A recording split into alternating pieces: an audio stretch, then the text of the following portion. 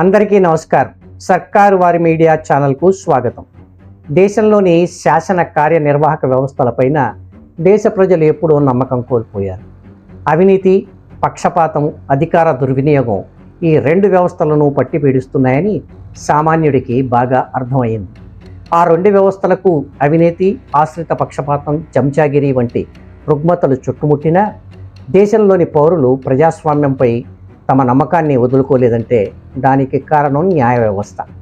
పౌరులకు ఆఖరి ఆశగా, రాజ్యాంగానికి రక్షకుడిగా మిగిలింది ఒకే ఒక్క వ్యవస్థ, అది న్యాయ వ్యవస్థ.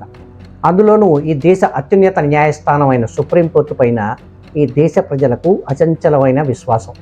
ఎక్కడ తప్పు జరిగినా సుప్రీంకోర్టు సరిదిద్దుతుందని ప్రజలకు మహాగట్టి నమ్మకం. అందుకే ఈ దేశ ప్రజల దృష్టిలో సుప్రీంకోర్టు కేవలం కోర్టు కాదు, అదొక దేవాలయం. కానీ నేడు చివరికి ఆ ఆలయం కూడా కళంకితం అవుతోంది.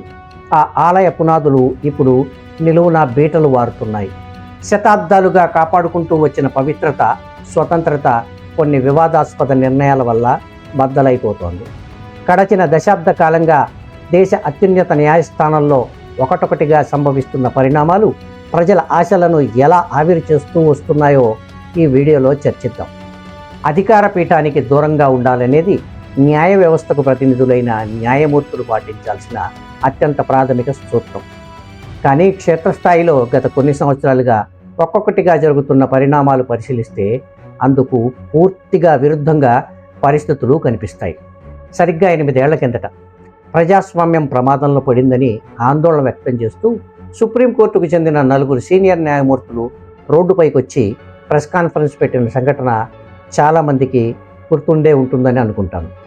2018 జనవరి 12వ తేదీన భారత సుప్రీంకోర్టు చరిత్రలో తొలిసారిగా 4 సీనియర్ న్యాయమూర్తులు మీడియా ముందుకు వచ్చి అప్పటి ప్రధాన న్యాయమూర్తి దీపక్ మిశ్రాపై తీవ్ర ఆందోళన వ్యక్తం చేశారు.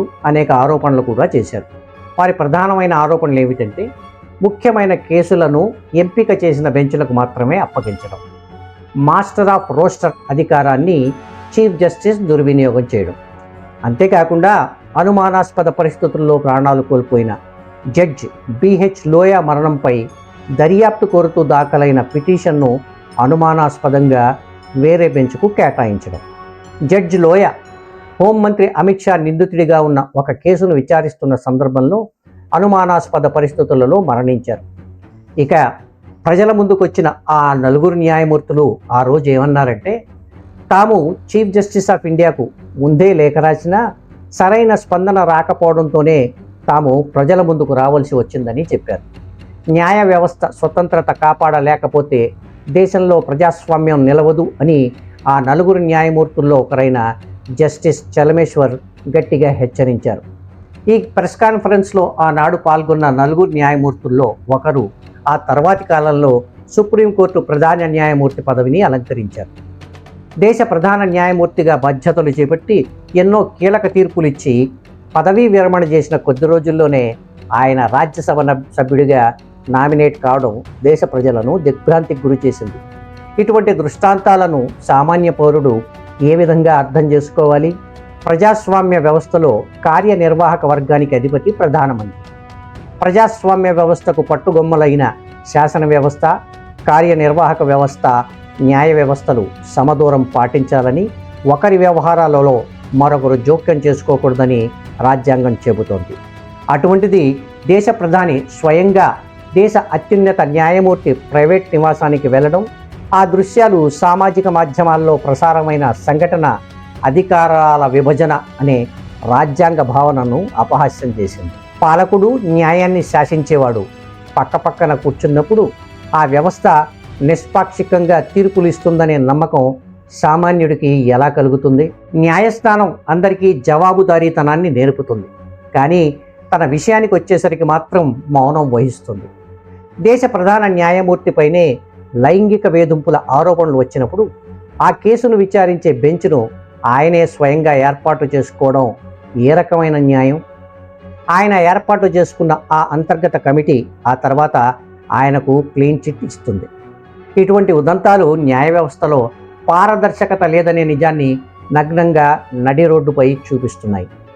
తప్పు చేసిన పాలకులను బోనులో నిలబెట్టే కోర్టు తన సొంత జడ్జీలు తప్పులను కప్పిపుచ్చుకోవడానికి ప్రయత్నిస్తుందనే భావనను ఇలాంటి సంఘటనలు ప్రజల్లో బాగా నాటుకుపోయేలా చేస్తాయి. భారత న్యాయ వ్యవస్థపై ప్రజల్లో నమ్మకం సడలిపోవడానికి అతిపెద్ద కారణం కేసుల విచారణలో చూపిస్తున్న తారతమ్యాలు. దేశంలో కోట్ల కేసులు దశాబ్దాలుగా పెండింగ్లో ఉన్నాయి.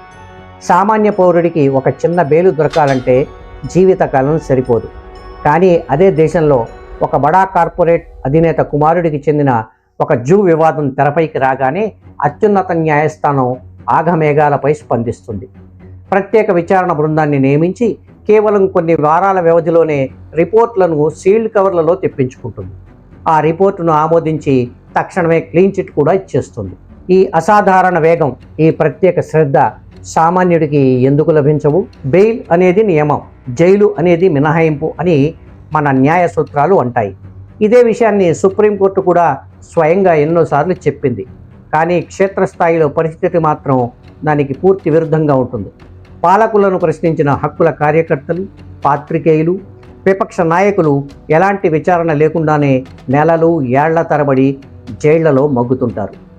Unlawful activities prevention act, UAPA, prevention of money laundering act వంటి కఠిన చట్టాల కింద అరెస్ట్ అయిన వారికి కనీస మానవతా కోణంలో కూడా బెయిల్ దొరకదు.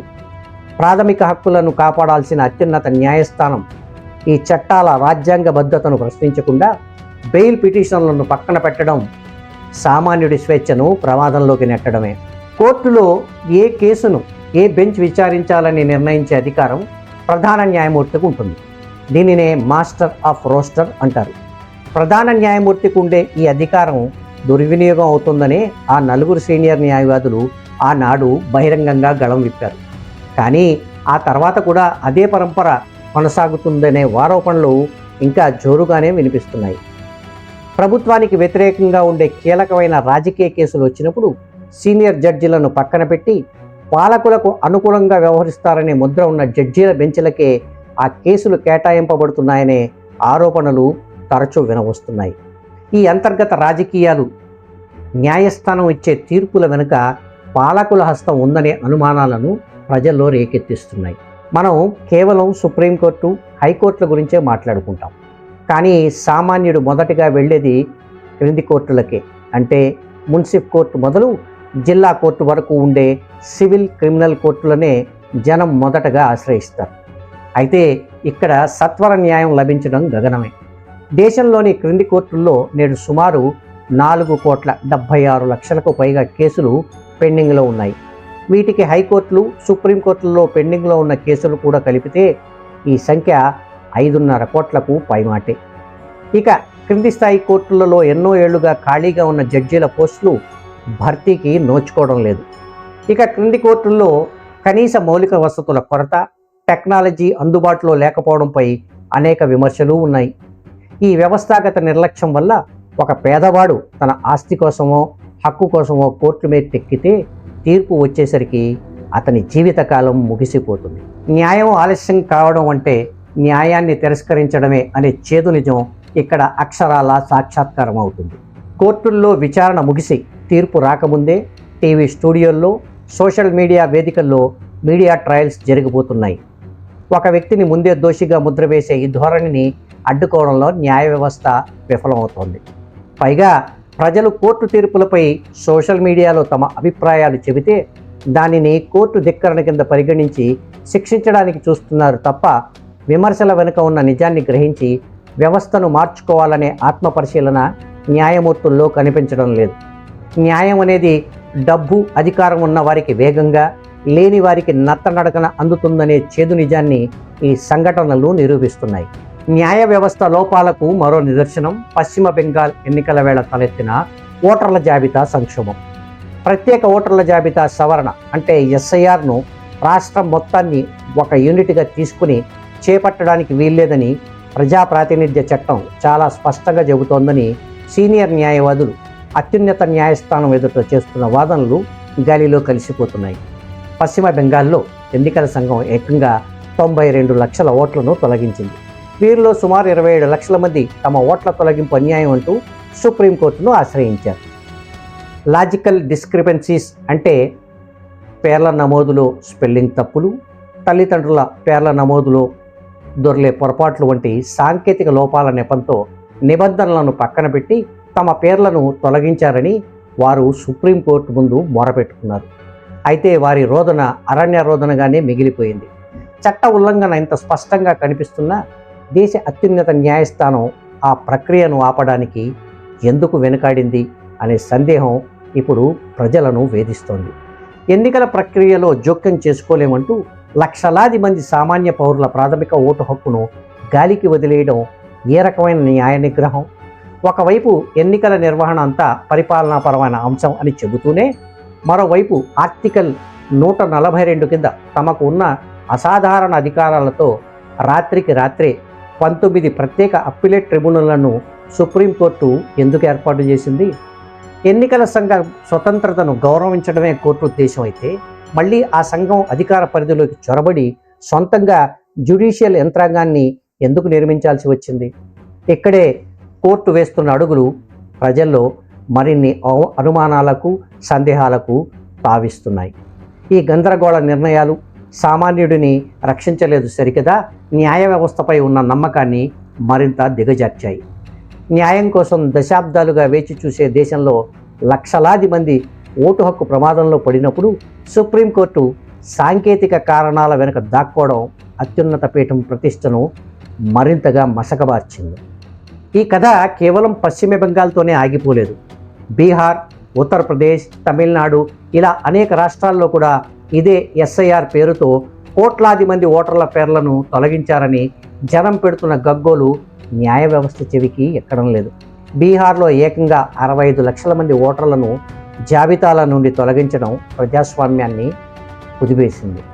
ఈ భారీ తొలగింపులపై ఎన్నికల సంఘం అధికార పక్షానికి కొమ్ము కాస్తోందని, అధికార పార్టీ దాని మిత్రపక్షాల గెలుపు కోసమే ఈ కుట్ర జరుగుతోందని ప్రతిపక్షాలు గొంతెత్తాయి. ఎస్ఐఆర్ తర్వాత జరిగిన ఈ 2 రాష్ట్రాల ఎన్నికల్లో అంటే బీహార్, పశ్చిమ బెంగాల్ ఎన్నికల్లో వచ్చిన ఫలితాలు ప్రతిపక్షాల ఆరోపణలకు మరింత ఊతాన్నిస్తే ప్రజల్లో ఉన్న అనుమానాలకు మరింత ఆజ్యాన్ని పోశాయి. ఇంత బహిరంగంగా ప్రజల్లో ఆరోపణలు వ్యక్తం అవుతున్నా అత్యున్నత న్యాయస్థానం ఎన్నికల సంఘం తీసుకున్న వివాదాస్పద నిర్ణయాలపై ఇసుమంతైన అనుమానం వ్యక్తపరచకపోవడం ప్రజల్లో సందేహాలను మిగులుస్తోంది. ఎన్నికల సంఘం నిష్పాక్షికతను ప్రశ్నించడానికి సుప్రీంకోర్టు కనీస ప్రయత్నం చేయలేదనే భావనను కూడా కలిగిస్తోంది. కోట్లాది మంది ఓటర్ల హక్కులు హరించుకుపోతుంటే వారి వేదన, రోదన పక్కన పెట్టి కేంద్ర ఎన్నికల సంఘం చిత్తశుద్ధిని, దాని వెనక ఉన్న పాలకుల ఒత్తిడిని కోర్టు గుడ్డిగా నమ్ముతోందనే భావన ప్రజల్లో మిగులుతోంది. ఒక పక్క ఎలక్షన్ రిటర్నింగ్ ఆఫీసర్లు, బూత్ లెవెల్ ఆఫీసర్ల సిఫార్సులు లేకుండానే పేర్లు తొలగించారని సాక్ష్యాలు చూపిస్తున్నా ఎన్నికల సంఘం ఇచ్చిన సాంకేతిక కారణాల నివేదికలనే న్యాయస్థానం ఆమోదించింది. రాజ్యాంగ సంస్థల నిష్పాక్షికతను కాపాడాల్సిన కోర్టు ఇలా పాలకపక్ష అనుకూల ధోరణికి మౌనంగా సహకరించడం భారత న్యాయ వ్యవస్థ స్వతంత్రతపై కోట్లాది మంది గుండెల్లో శాశ్వతమైన అపనమ్మకాన్ని మిగులుస్తోంది. కోర్టు గదిలో జడ్జి నోట వెంట వచ్చే ప్రతి మాట ఒక శాసనం. కానీ ఇటీవల ఉన్నత న్యాయమూర్తుల నోట విమర్శకులను ఉద్దేశించి రోంపిలో పురుగులు అంటే బొద్దింకలు, పరాన్నజీవులు అనే పదాలు రావడం సమాజాన్ని దిగ్భ్రాంతికి గురిచేసింది. ఆ తర్వాత ప్రధాన న్యాయమూర్తి వివరణలు ఇచ్చినప్పటికీ అప్పటికే దేశవ్యాప్తంగా యువతలో రగిలిన ఆగ్రహం, దాని పరిణామాలు వ్యవస్థలో పెరిగిపోతున్న అసహనాన్ని స్పష్టం చేశాయి. ఇటువంటి అసహనం న్యాయస్థానాలు తీసుకునే ఏకపక్ష నిర్ణయాల ఫలితమే కోర్టు గదుల్లో జరుగుతున్న భౌతిక ప్రతిఘటనలు. ఆరావళి కొండల వివాదం కావచ్చు, లేదా మరే ఇతర వివాదం కావచ్చు. ఏకంగా ప్రధాన న్యాయమూర్తి పైకే ఒక లాయర్ షూ విసిరే స్థాయికి పరిస్థితులు దిగజారాయంటే సామాన్యుడిలోనే కాదు, చట్టాన్ని అభ్యసించిన న్యాయవాదుల్లో కూడా న్యాయ వ్యవస్థ పట్ల గౌరవం ఎంతలా క్షీణిస్తుందో అద్దం పడుతున్నాయి. ఒక ప్రజాస్వామ్య దేశానికి ఇటువంటి ధోరణి అత్యంత ప్రమాదకరమైన హెచ్చరిక. న్యాయస్థానాలపై ప్రజలకు నమ్మకం పోతే సమాజం అరాచకత్వంలోకి వెళుతుంది. నిబంధనల వెనుక, టెక్నికల్ కారణాల వెనుక దాక్కుని న్యాయ వ్యవస్థ ఎల్లకాలం తన తప్పులను సమర్థించుకోలేదు. లక్షలాది మంది ఓటర్ల హక్కులను కాపాడడంలో విఫలమైన కార్పొరేట్ శక్తులకు ఎర్రతివాచి పరిచిన అది సామాన్యుడి గుండెల్లో ఒక బలమైన గాయాన్ని మిగులుస్తుంది. జస్టిస్ ఈజ్ డ్యూ ఉద్యమం అనేది దీర్ఘకాలంగా విచారణ లేకుండా జైళ్లలో మగ్గుతున్న అండర్ ట్రయల్ ఖైదీలు, పౌర హక్కుల కార్యకర్తలు, విద్యార్థులు, మానవ హక్కుల పరిరక్షకులకు న్యాయం చేయాలని కోరుతూ ప్రారంభమైన ఒక పౌర ఉద్యమం. జస్టిస్ ఈజ్ డ్యూ అనే దాన్ని కేవలం ఒక ఉద్యమంగా చూడడం పొరపాటే అవుతుంది. అది ఈ దేశ అత్యున్నత న్యాయస్థానం ముఖంపై సామాన్యుడు విసురుతున్న ఒక ధిక్కార స్వరం.